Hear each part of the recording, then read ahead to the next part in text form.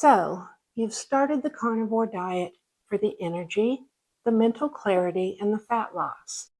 But instead, you've got a pounding headache, your legs are cramping at 3 a.m., and you're so tired you can barely walk to the fridge to get more bacon. Welcome to the carnivore flu.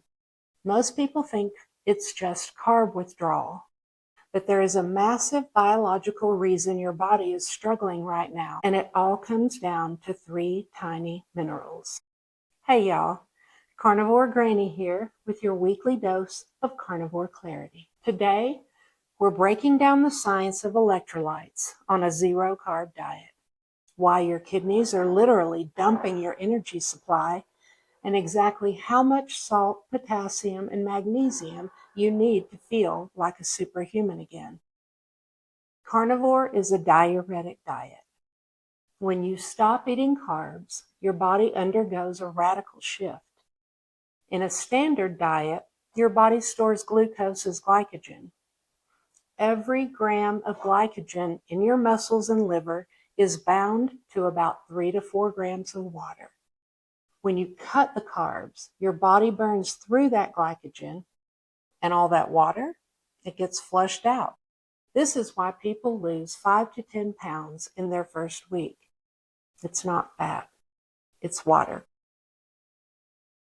But here's the kicker. That water isn't just plain water. It's a saline solution. As it leaves your body, it takes your electrolytes with it. There is an insulin connection here as well. When insulin levels are high from eating carbs, your kidneys hold on to sodium. When insulin drops on carnivore, your kidneys get the signal to excrete sodium rapidly. This is called the natriuresis of fasting. As sodium leaves, your body's balance of potassium and magnesium get dragged down with it. Let's look at the big 3. And here's how to tell which one you're missing. Number 1 is sodium, also known as the conductor. Its role is to regulate blood pressure and fluid balance. Some deficiency symptoms are the carnivore headache, dizziness when standing up, and brain fog. The fix? You need way more than you think. We're talking 3,000 to 5,000 milligrams of sodium a day. That's about 2 teaspoons of salt. Number 2 is the potassium pump. Its role is muscle contractions and heart rhythm. Deficiency symptoms are heart palpitations, feeling like your heart is thumping out of your chest, and muscle weakness. But caution, don't just go out and chug potassium supplements. Too much at once can also be dangerous. Focus on the meat first. Number 3 is magnesium, known as the relaxer. Its role is over 300 biochemical reactions, including sleep and muscle relaxation. Deficiency symptoms are muscle twitches, Charlie horses, aka leg cramps, and insomnia. I have been strict carnivore for about 1.5 years and strict lion diet for a little over 2 months. I still get most of those symptoms if I don't drink electrolytes once or twice every day. But not just any electrolytes. You should look for a clean electrolyte that doesn't have a lot of dodgy ingredients like maltodextrin, added sugar, or artificial colors and flavorings. I will link to my absolute favorite electrolytes in the pinned comment below.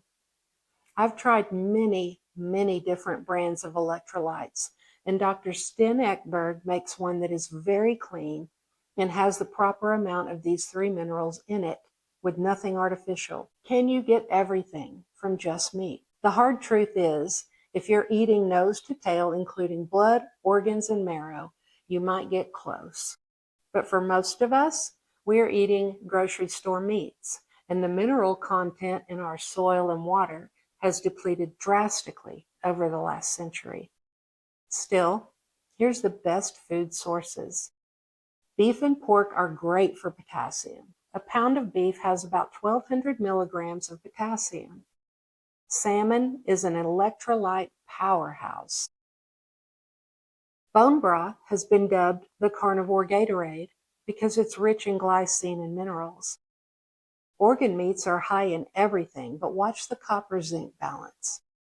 However, during the transition phase, which is the first 30 to 60 days, almost everyone needs to supplement. If you're feeling the flu, here is your daily protocol. Day 1 of keto flu. Your head's foggy, energy's low, but I've got a plan. Start your morning routine with a hydration boost. 16 to 20 ounces of water plus a quarter teaspoon of salt or an electrolyte powder. Think of supplementing with magnesium, 200 to 400 milligrams, and as a midday reset, an electrolyte top-up. Have 1 cup of bone broth or sugar-free electrolyte drink. Maybe some light movement, a 10 to 15 minute walk to keep the blood flowing. An afternoon support can include another hydration check.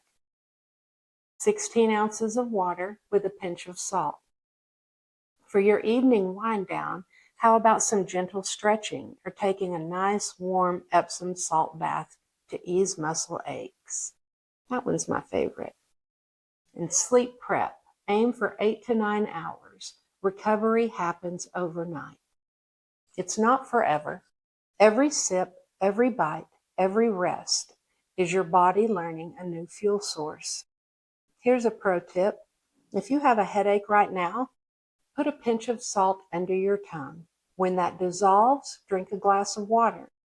If the headache vanishes in 10 minutes, you were just low on sodium. Don't make these 3 mistakes, though. Number 1, chugging plain water. If you drink 2 gallons of plain water, you are diluting the precious electrolytes you have left. Drink to thirst, not to goal. Number 2, using standard electrolyte powders. Most have maltodextrin, artificial sweeteners, or stevia. On strict carnivore, these can trigger cravings or gut issues, so look for unflavored or raw versions. Number 3 is fearing salt. We've been told salt is the enemy for 50 years, kind of like the whole fat thing, you know? Sorry, I digress. On a low-carb diet, salt is your best friend. The transition to carnivore is a metabolic marathon. Don't let a lack of salt trip you up at the starting line. It really does get better, but it took 2 months for me to feel good on carnivore. If this helped you clear that brain fog, please hit the like button and subscribe for more deep dives into the carnivore lifestyle, and leave me a comment below. What was the one symptom that went away once you fixed your salt? I also want to take a minute here to let my new subscribers know how much I appreciate you. My YouTube channel is not quite 2 months old, and the number of helpful comments, likes, and shares that I get never ceases to amaze me. Some of you saw my interview on Dave Mack's channel and came on over and subscribed, and I'm truly grateful that you're here. Thank you. And as always, stay meaty, friends, and I'll see you in the next one.